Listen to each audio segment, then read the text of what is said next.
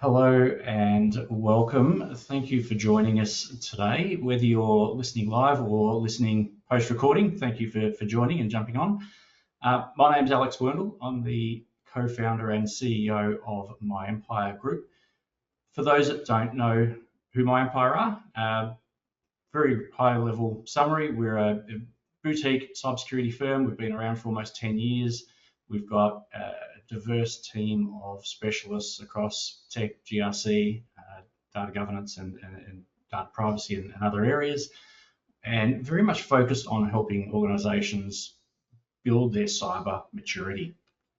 And so we're working with clients of all shapes and sizes through the maturity cycle at any stage. And I guess as a result of that over many years, it's given us a breadth and depth of insights, especially into the application of the Essential 8, which is the topic of these particular webinars that we're launching today. I'm joined by Filipe Franco, who's one of our security specialists who has a really deep technical management and security experience. He's one of our lead Essential 8 assessors.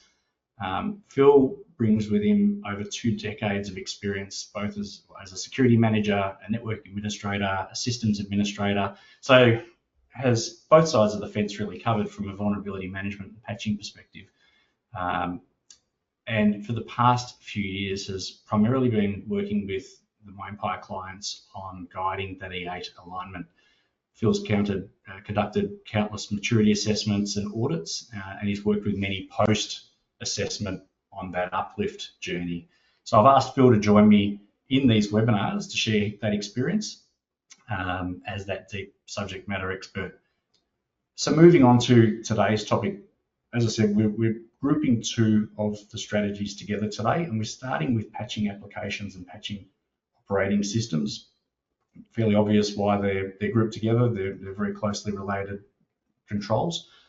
And this is the point where I think, Phil, I stop talking and I start to bring you in and get your expertise. So maybe can I get you to start by just explaining quickly what these 2 controls are and what they're intended to achieve, and then we can sort of dive in from there. Sure, Alex, and welcome to everyone who's joined the webinar. So to kick it off, so the 2 controls, the patching applications and operating system patching, as Alex mentioned earlier, is essentially, they're very similar, naturally in intent.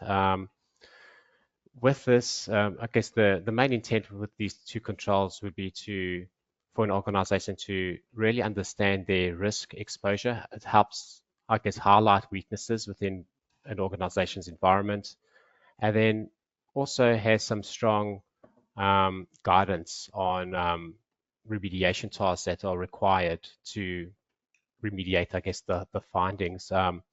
Naturally, operating system patching, I guess, has some additional focus on, for example, firmware patching, BIOS patching, and things like that within the E8, which we'll cover later.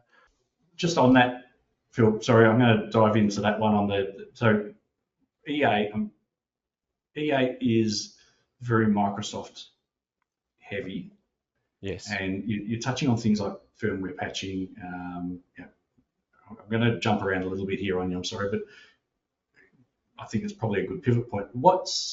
How does it actually handle non-Microsoft environments, or how do we apply non-Microsoft environments when we're assessing against E8 controls for things like OT, firmware patching? How does it roll over or apply to non-Microsoft? The intent would be the same, Alex. So regardless whether it's Microsoft or Linux or Mac OSs, I think the intent of the controls would be the same across the board. Naturally, for environments that aren't Microsoft, for example, if we take Mac OSs as an example, you'd obviously have to, well, organization would have to consider the type of toolings that they will use to, I guess, administer those and manage those environments.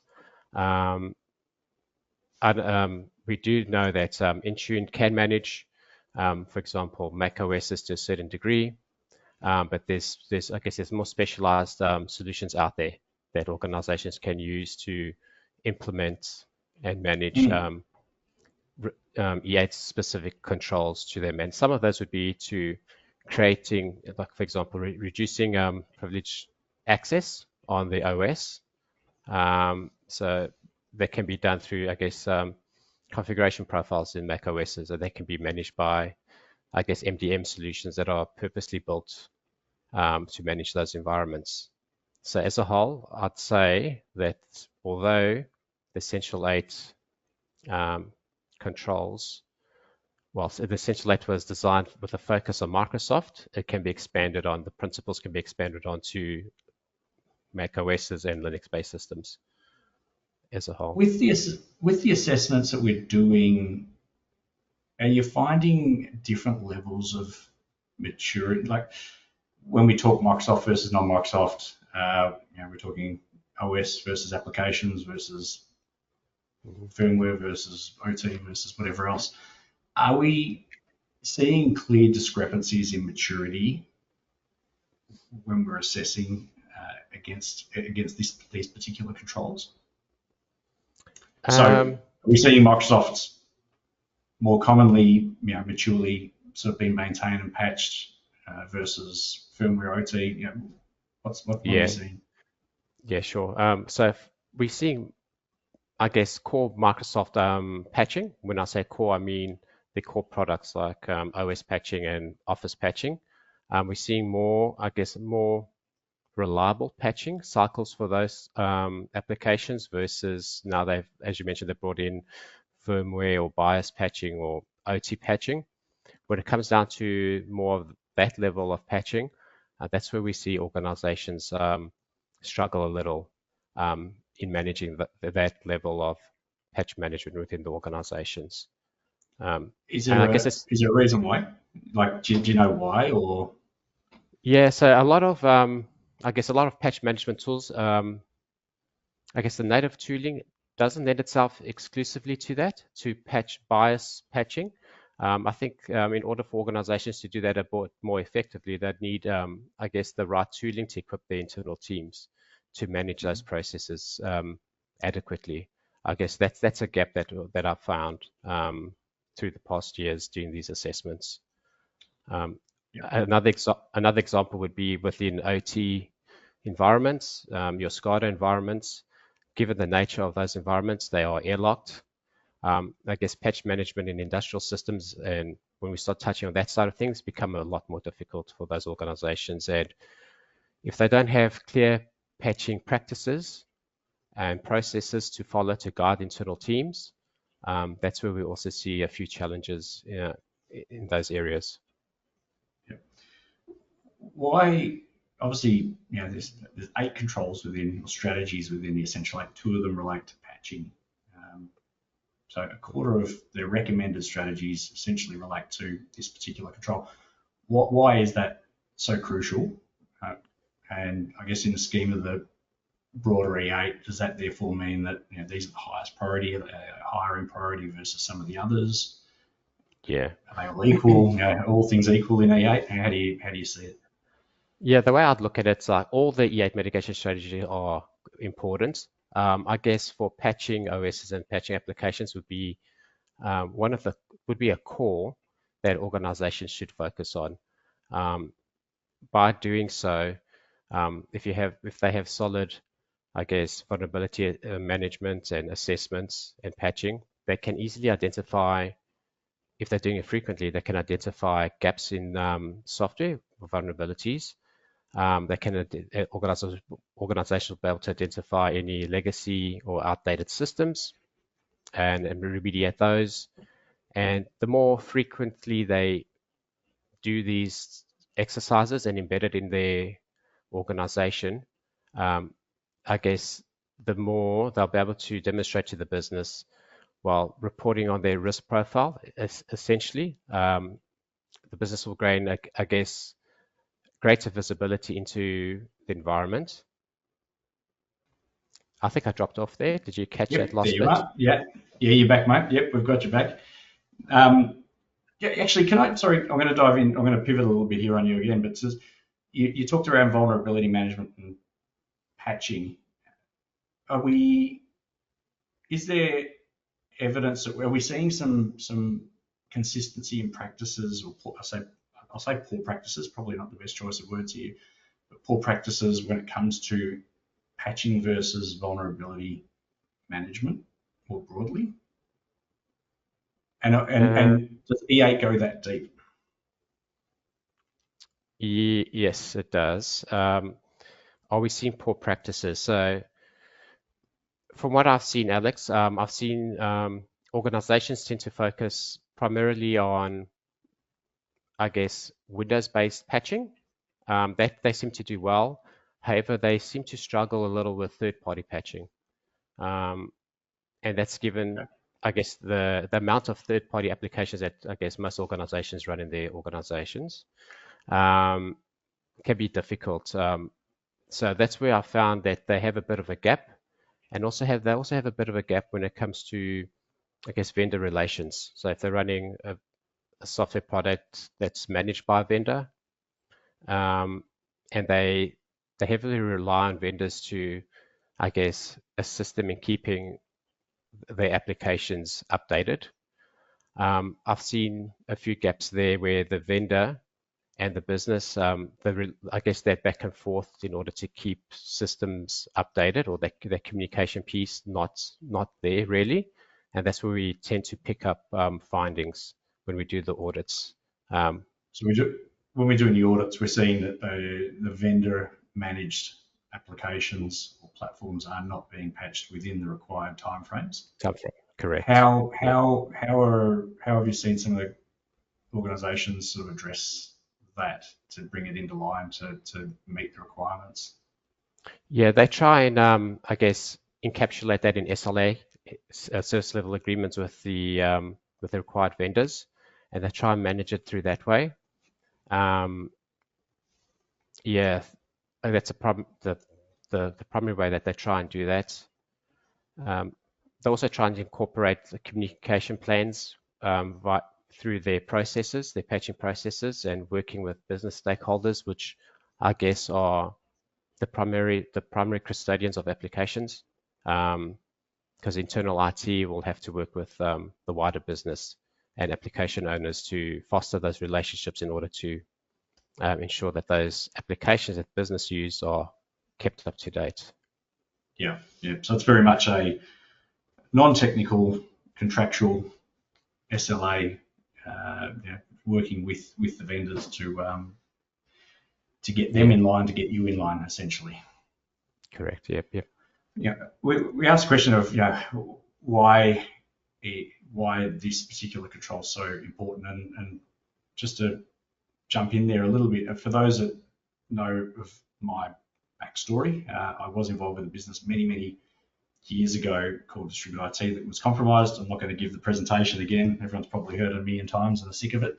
But the reason I raise it is when I think of this particular topic, the initial compromise for that breach, which caused a company-ending event some 13, 14 years ago, was an unpatched Linux server facing the internet. So an initial exploit of that server, logging of username, key, passwords, and then using that to navigate around and build a network, or a view of the network that then allowed the launch of a much broader attack. So the importance for me is obviously very, very strong, because that was the initial point of compromise. But the reason I raise it is, Phil, when that happened, there was knowledge that that server was at a point that needed to be upgraded.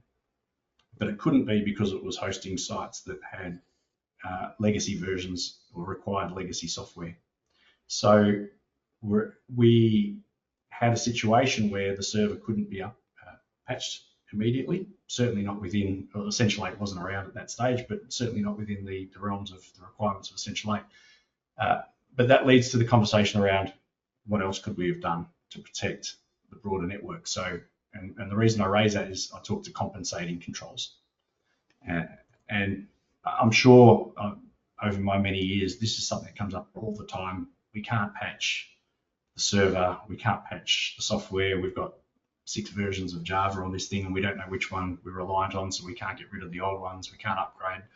How do we address those situations, and how does E8, how do we look at compensating controls within the realm of these two controls? All right, so the E8 does allow for system owners to implement compensating controls, provided that they offer the equivalent protection as the intention of the control. So we do accept the E8 does facilitate for that, Alex. I guess an example of a compensating control would be, as I mentioned earlier, if we talk about SCADA systems, industrial systems, a lot of them aren't patched regularly, like every week or every month. Some of them probably quarterly, yearly, biannual, depending. So in order for patch management in those systems, I guess in those environments, those systems are airlocked off from the rest of the business. A complete segregation at its own network. Nothing externally can talk to those systems. I guess that would be an example of a compensating control that could be applied in this instance. Yeah. But that wouldn't impact your, would that still, having that unpatched server, impact your maturity rating for these controls? It wouldn't impact the maturity rating because the control is I guess it's providing the equivalent level of protection in this scenario. So if it had an exploit on the OS, for example, that was seen exploitable on the web, if it's internet facing, but this system isn't internet facing, it's in its own airlocked environment, there's no way that anyone could get to it. It would meet that criteria. And the only way I'm guessing that to assess that would be, you can't really assess that just with tooling, because tools alone would just say you've got an unpatched server here, so you fall foul of Essential 8. So I guess this is where that the manual, I said the context is important when you're doing the assessments. Yeah, when we do assessments, we try to understand as much as we can with the clients to walk us through. We look at, I guess, not only we look at their policies that are applied. As you mentioned, we do run tooling to test the validation of controls within the environment. So if we had to run this tooling on this server, it would probably fail if we ran it within that segregated VLAN. But understanding the context is everything, and understanding the controls that they have around systems of the environment is very important when conducting these assessments. Yeah, yeah. Okay, just on the maturity rating and that alignment, can I maybe get you just to unpack for these two controls, what does it look like between sort of ML maturity level 1 through to 2 to 3? What are the key differentiators between the three levels? Okay, so the key differentiators in OS patching, I'd say that's where they bring in, as you walk up the maturity level, they start bringing in the BIOS patching, firmware patching, and that sort of level of patching within the environments. Across the board for both controls, that also becomes more difficult, or I guess the frequency of patchings and vulnerability scanning increases within the environment. So not doing vulnerability scanning on a monthly basis, for example, but doing it on a biannual, weekly, or daily basis. So it starts tearing up, and likewise for patching, it starts tearing up, becoming more frequent. Those would be the main differentiators as you move up the maturity level within these two mitigation strategies. And when you talk about the timing, this is for critical vulnerabilities, or so is there a severity rating that's applied here through Essential 8? So for Essential 8, even maturity level 1, critical, they say have to be patched within 48 hours when a vendor, when the vulnerability is known by a vendor. So that across the board. So when I say regular patching, not necessarily criticality, that increases as we go up the maturity level. Right. And naturally, and also the vulnerability scanning. Yeah. Okay. So, and I'm conscious that I've got a lot of questions, and I'm not going to get through them all, unfortunately. As you're talking through this, there's more and more coming to me that I'd really love to unpack with you. But I guess I really want to unpack that experience, because the driver for these webinars was we're doing so many of these assessments, and we're seeing some big lessons learned. We're seeing some consistency in outcomes in finding. So um, I'd like to jump to that and just get you to talk through some of those biggest lessons that you learned, that you've seen over the last few years Okay. from those assessments. Yeah. So the main, I guess, the core lessons learned that I've come to understand is most organizations, as you mentioned earlier, think they're at a better maturity level than where they actually are. Um, and I guess this it's highlighted as we go through the assessment with them.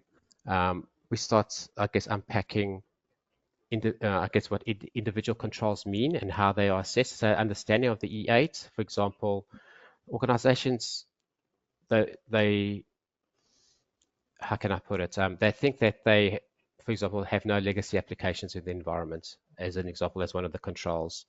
Um, I guess when we run a report or ask them to run a report of software that they're running in the organization, they're surprised to see certain legacy pieces of software bouncing around the environment. So having understanding of what's in the environment is crucial. So that a lot of clients don't have I guess, a pure understanding of holistically of what's running in the environment with regards to applications.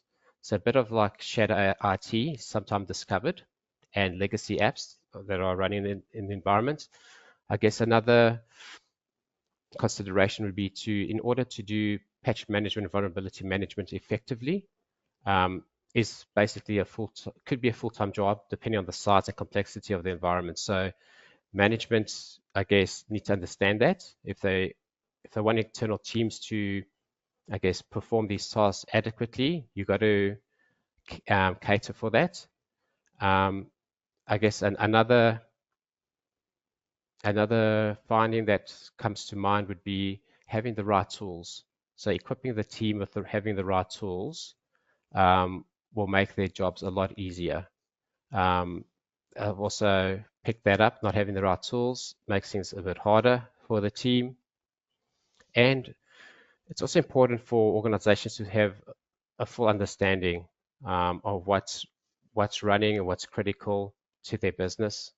I've identified gaps in the past that not they don't have full visibility of what's running in the environment, and that tends to happen when I guess they're not running I guess one of the reputable vulnerability management scanners across the environment. So not having that, um, it introduces a lot of, I guess, blind spots for them. Yeah. And I guess leading on from that, common misconceptions then or mistakes that companies are making when it's coming to alignment. What is there? Is there a Yeah, misconception that companies? there is. Uh, So I think they tend to think it's quick and it's pretty straightforward to reach maturity, to move to the maturity levels. When in essence, Alex, it takes quite a bit of planning within internal teams and I guess discussions with internal stakeholders in order to get the right outcomes to start gradually moving through the maturity level. So it's not a fast and quick fix. It takes time, and it is a process as they work through the maturity levels. yeah, and obviously conscious of time here, we're actually almost at 30 minutes. Gee, time goes quick. With the last couple of minutes, probably worthwhile just if you can unpack, when you're walking into a new client or into any business, and they're asking for what would you do or recommendations in terms of how to align or get that maturity up in relation to patching, what are your big recommendations? Where would you start? Yeah, so I'd start with, out of all the mitigation strategies, naturally I'd start with patching application OSs, and I'd try and get, as these controls are I guess the core, you can say the core security controls that every organization should be implementing properly. So I would focus on these two controls as a start, ensuring that all the processes are in place and that the organization focus first primarily trying to achieve maturity level 1 within these two mitigation strategies, embed down their processes, their policies, work with internal stakeholders so it's clear. And then once that's done and they are doing it correctly, then you can look at, moving up the mitigation levels. That would be my approach. Yeah, and just to add to that, I guess from my personal experience, one of the you touched on this a couple of times, but knowing what you've got, even when we're not looking at Essential 8, we're looking at any assessment, whether it's against any other framework or just a general cyber maturity health check. One of the most common things we find is that people just don't know, organisations don't know exactly what they've got and where it is, and so. To your point, fundamental, isn't it, to being able to meet the requirements of patching. If you don't know what you've got, you can't really manage it or patch it. That's a really key one for mine. And the other thing I guess I'd call out just from experience over many years is I tend to agree that this is probably the one I'd focus on first and foremost, and maybe my personal experience sort of makes me a bit biased towards this, but it's probably one of the more difficult ones to implement, is I think what you're saying there as well, because of the complexity and to get up that maturity scale, the speed with which you need to be able to patch is crucial. So it makes a lot of sense that this is the first topic for these webinars, and it certainly makes sense that, as a recommendation to focus on building your maturity in this space first and foremost if trying to align to Essential 8. So appreciate it. Good insights. Thanks, Phil. I'm really conscious that we have hit the half hour, so I'm just going to quickly close off. Unfortunately, haven't got the time to bounce any of the questions around, but if there are follow-up questions, please reach out to myself or Phil or anyone at MyEmpire. Don't forget, we are doing another 4 of these. The next session will be on restricting Microsoft Office macros and user application hardening, so another combined session on 2 of the controls, which will be happening in about 2 weeks from now. And if you want to keep track of all of the sessions, please, if you follow us on LinkedIn, that's probably the easiest way. But again, please feel free to reach out if you've got any specific questions. Thank you, Phil. Appreciate it. Thanks. And we'll see you in 2 weeks for the next topic. Thank you.